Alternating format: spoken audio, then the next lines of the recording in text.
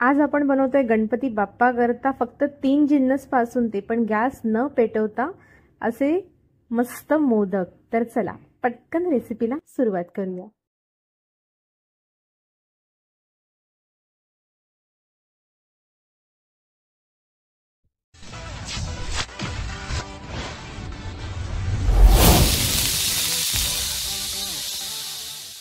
Bourbon modak बनवायला सर्वात पहिले आपल्याला हे सर्व बिस्किट जे आहेत ते ग्राइंड करून घ्यायचे। ह्याच्या आतमध्ये जी क्रीम आहे हे सुद्धा त्याच्याबरोबर ग्राइंड करून घ्यायचे। आता मी ते बिस्किटची पावडर करून घेतलेली आहे। त्याच्यामध्ये ऍड करणार आहे बदाम आणि काजूची पावडर। ही छान अशी मस्त मी हातानेच मिक्स करून घेते, कारण आपल्याला नंतर याचा गोळा मळायचा आहे। हे बघा,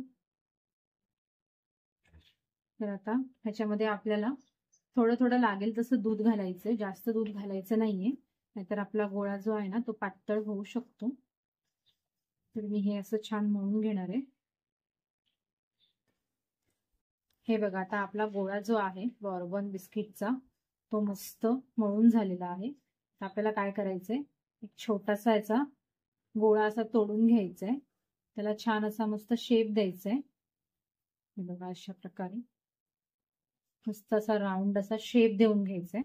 असा शेप दिल्याच्या नंतर आपल्याला हा मोदक मोल्ड मध्ये टाकून त्याला छान असा मोदकाचा शेप देऊन घ्यायचा आहे।